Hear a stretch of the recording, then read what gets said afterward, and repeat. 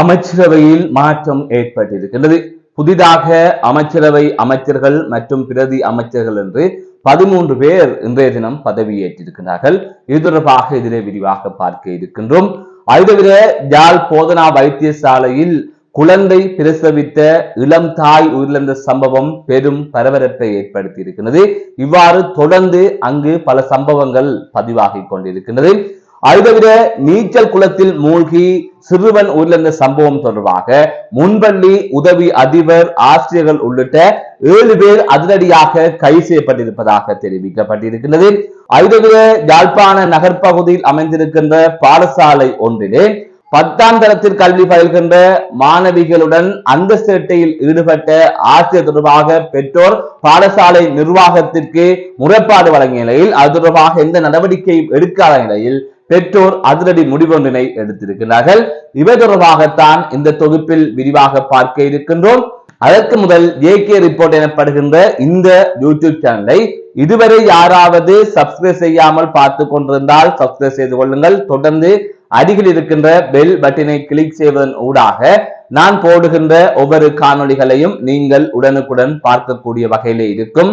நான் நடராசா ஜெயகாந்தன். தற்பொழுது செய்திகளுக்குள்ளே செல்லலாம். இலங்கை அமைச்சரவையில் மாற்றம் ஏற்பட்டிருக்கிறது. இலங்கை அரசாங்கம் முன்னெடுக்கின்ற பல திட்டங்களை விரைவுபடுத்துவதற்காகவும் அதனை இலகுபடுத்துவதற்காகவும் அதனை இனிமே சிறப்பாக செய்வதற்காக இந்த அமைச்சரவை மாற்றம் இடம்பெற்றதாக விளக்கம் கொடுக்கப்பட்டிருக்கிறது. அந்த வகையில் 3 அமைச்சரவை அமைச்சர்கள் நியமிக்கப்பட்டிருக்கிறார்கள். அதை தவிர 10 பிரதி அமைச்சர்கள் நியமிக்கப்பட்டிருக்கிறார்கள். இவர்கள் அனைவரும் இன்றைய தினம் காலை வேளை ஜனாதிபதி செயலகத்தில் ஜனாதிபதிக்கு முன்பு பதவியேற்றிருக்கிறார்கள். இது தொடர்பாக தற்பொழுது தகவல்கள் வெளியாக இருக்கின்றது.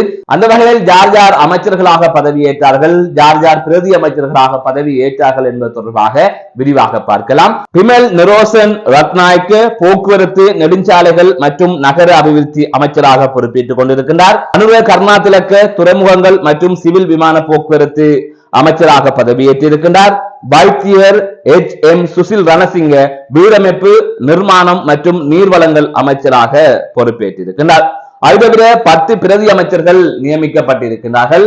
அந்த வகையில் கலாநிதி அனில் ஜெயந்த பெர்னாண்டோ நிதி மற்றும் திட்டமிடல் பிரதி அமைச்சர், DP சரத் வீட்டு வசதி கட்டுமானம் மற்றும் நீர்வளங்கள் பிரதி அமைச்சர், MM முகமது முனீர் சமய மற்றும் கலாசார விவகார பிரதி அமைச்சர், இரங்க குணசேகர நகர அபிவிருத்தி பிரதி அமைச்சர், வைத்தியர் முதித கங்சக விஜயமுனி சுகாதார பிரதி அமைச்சர், அரவிந்த செனரத் விதாரண காணி மற்றும் நீர்ப்பாசன பிரதி அமைச்சர், HM தினிது சமன்குமார இளைஞர் விவகார பிரதி அமைச்சர், ஜூடி நிசாந்த ஜெயவீர பொருளாதார அபிவிருத்தி பிரதி அமைச்சர், கலாநிதி கௌசல்யா ஆரியரத்ன வெகுஜன ஊடக பிரதி அமைச்சர், MMI அர்காம் பலசக்தி பிரதி அமைச்சர். இவர்கள் அனைவரும் தான் இன்றைய தினம் காலை அமைச்சரவை அமைச்சர்களாகவும் பிரதி அமைச்சர்களாகவும் பதவியேற்றுக் கொண்டிருக்கின்றார்கள். இது தொடர்பாக தற்பொழுது தகவல்கள் வெளியாகி இருக்கின்றது.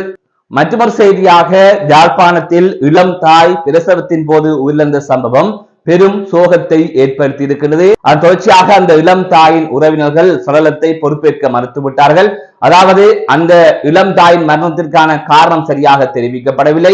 அது தவிர மரணம் ஏற்பட்ட நேரம் சரியாக தெரிவிக்கப்படவில்லை. இதன் காரணமாக அவர்கள் சடலத்தை பொறுப்பேற்கவில்லை என்று தெரிவிக்கப்பட்டிருக்கிறது. மரணத்திற்கான காரணம் தொடர்பாக உடற்கூற்று பரிசோதனைக்கு பின்னரே தெரிவிக்கப்படும் என்று கூறப்பட்டிருக்கிறது. இவ்வாறான சூழ்நிலையில் தான் அவர்கள் அந்த இளம் தாயின் சடலத்தை ஏற்க மறுத்திருப்பதாக கூறப்படுகிறது. அது தவிர அந்த இளம் தாய் பிரசவித்த சிசு தற்பொழுது ஆரோக்கியமாக இருப்பதாக வைத்தியசாலை வட்டார தகவல்கள் தெரிவிக்கின்றன. அந்த வகையில் நெடுந்தீவை சேர்ந்த 26 வயதான இளம் தாய் தான் இவ்வாறு நேற்றைய தினம் உயிரிழந்திருப்பதாக தெரிவிக்கப்பட்டிருக்கிறது. இதனால் அங்கு பரபரப்பு நிலை ஒன்று ஏற்பட்டதாகவும் கூறப்படுகிறது.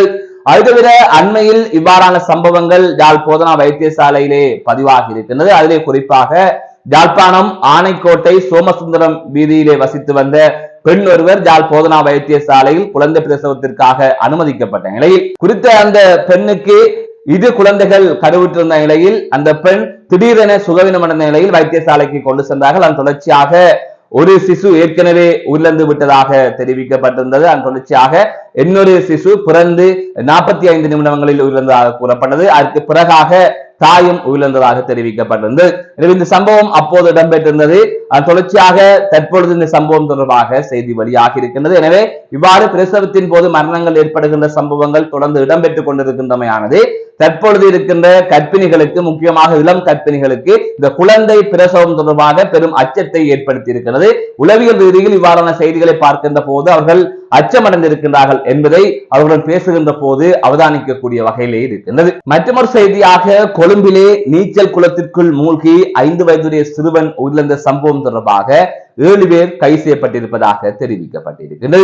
குறித்த சம்பவமானது கடந்த 8ஆம் தேதி மிதிகான ஸ்டான்லி மாவட்டத்தில் உள்ள ஒரு ஹோட்டல் ஒன்றில் பதிவாகி இருப்பதாக தெரிவிக்கப்பட்டிருக்கிறது. சம்பவம் நடந்த தினத்தன்று சிறுவன் உட்பட்ட குழு ஆசிரியர்கள் மற்றும் பயிற்சியாளரின் வழிகாட்டுதலின் கீழ் ஹோட்டலின் நீச்சல் குளத்தில் நீந்தி கொண்டிருந்திருக்கிறார்கள். அந்த சந்தர்ப்பத்தில் தான் குறித்த சிறுவன் நீரில் மூழ்கியதாக தெரிவிக்கப்பட்டிருக்கிறது. அதன் தொடர்ச்சியாக உடனடியாக சிறுவனை கழுவோவில வைத்தியசாலைக்கு கொண்டு சென்ற நிலையில் குறித்த சிறுவன் ஏற்கனவே உயிரிழந்து விட்டதாக வைத்தியசாலையில் தெரிவிக்கப்பட்டிருக்கிறது. தொடர்ச்சியாக குறித்த சிறுவன் கல்வி கற்று வந்த முன்பள்ளியின் உப அதிபர், ஆசிரியர்கள் உள்ளிட்ட 7 பேர் போலீசாரினால் கைது செய்யப்பட்டிருப்பதாக தெரிவிக்கப்பட்டிருக்கிறது. இந்த சம்பவமும் பெரும் சோகத்தை ஏற்படுத்தி இருக்கிறது. மற்றொரு செய்தியாக, யாழ்ப்பாணத்தில் இருக்கின்ற பிரபல பாடசாலை ஒன்றிலே கல்வி கற்பிக்கின்ற ஆசிரியர் ஒருவர் அதே பாடசாலையில் தரம் 10 பயின்று வந்த மாணவிகளுடன் தொடர்ந்து அங்க சேட்டையில் ஈடுபட்டு வந்ததாக தெரிவிக்கப்பட்டிருக்கிறது. இது தொடர்பாக அந்த ஆசிரியரால் பாதிப்புக்குள்ளான மாணவிகள் பெற்றோருக்கு தகவல் தெரிவித்திருக்கிறார்கள். பெற்றோர்கள் இது தொடர்பாக பாடசாலை நிர்வாகத்திடம் தகவல் கூறியிருக்கிறார்கள். இவ்வாறு பெற்றோர்கள் நிர்வாகத்திடம் முறைப்பாடு செய்ததற்கு பின்பாகவும் நிர்வாகம் குறித்த ஆசிரியர் மீது எந்தவித நடவடிக்கையும் எடுக்கவில்லை என்று கூறப்படுகின்றது. இவ்வாறான சூழ்நிலையில் தான் அந்த மாணவிகளின் பெற்றோர்கள் இலங்கை மனித உரிமை ஆணைக்குழுவின் யாழ் பிராந்திய அலுவலகத்தில் இது தொடர்பாக ஒரு முறைப்பாட்டினை பதிவு செய்திருக்கிறார்கள். அந்த முறைப்பாட்டிற்கு அமைய தற்பொழுது விசாரணைகள் மேற்கொள்ளப்பட்டு வருவதாக கூறப்படுகின்றது.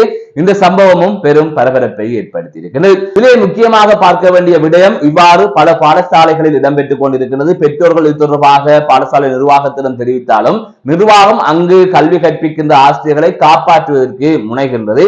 அதோட பாடசாலை சமூகமும் இந்த பிரச்சனையை அப்படியே மூடி மறைக்க முயற்சிக்கிறது. இது ஒரு ஆபத்தான விடயமாக இருக்கின்றது. அது தவிர பாடசாலைகளுக்குள் செல்போன் கொண்டு போனாலோ அல்லது போதை வஸ்துக்களை கொண்டு போனாலோ அதனை பாடசாலை நிர்வாகம் அப்படியே மூடி மறைத்து விடுகின்றது, சமாளித்து விடுகின்றது. இதனால் என்ன நடக்கின்றது சொன்னால் தொடர்ந்து இவ்வாறான தவறுகள் நடந்து கொண்டே இருக்கின்றது. காரணம், ஆசிரியர்கள் அல்லது அதிபர்கள் சேர்ந்து எங்களை பாதுகாப்பார்கள், இந்த விடயங்கள் எல்லாம் மூடி மறைக்கப்படும், எங்கள் மீது எந்த நடவடிக்கையும் எடுக்கப்படாது என்கின்ற ஒரு கருத்தை இவர்கள் மறைமுகமாக மாணவர்கள் மத்தியிலே திணிக்கின்றார்கள் அல்லது தெரிவிக்கின்றார்கள் என்று சொல்லலாம். ஆகவே இந்த பாடசாலை நிர்வாகம் என்பது இப்படியான விடயங்கள் நடக்கின்ற போது அது தொடர்பாக எல்லாம் சிந்திக்க கூடாது. அதாவது பாடசாலையின் பெயர் கெட்டு போய்விடும், ஊரின் பெயர் கெட்டு போய்விடும் என்பதெல்லாம் சிந்திக்க கூடாது. தவறு செய்தால் அது தொடர்பாக நடவடிக்கை எடுக்க வேண்டும். அப்படி நடவடிக்கை எடுத்தால் தான் ஏனைய மாணவர்களும் திருந்திக் கொள்வார்கள். அப்படி இல்லாமல் பாடசாலை சமூகமே அதனை மூடி மறைத்தால் அது மாணவர்களாக இருக்கட்டும் அல்லது இவ்வாறான ஆசிரியர்களாக இருக்கட்டும் தொடர்ந்து அந்த தவறை செய்து கொண்டே இருப்பார்கள். கொலை செய்தால் அவர்களை சட்டத்தின் முன் நிறுத்த வேண்டும். அவ்வாறு அந்த பாடசாலை அவர்களை சட்டத்திற்கு முன் நிறுத்துகின்ற பட்சத்தில் தான் அந்த பாடசாலை உண்மையாகவே ஒரு நேர்மையான நிர்வாகமுடைய ஒரு பாடசாலையாக கருதப்படும். அதே அதுதான் ஒரு சரியான விடயமாகவும் இருக்கும். மீண்டும் ஒரு காணொலி சந்திக்கின்றேன். நான் நடராஜ் அஜயகாந்தன்.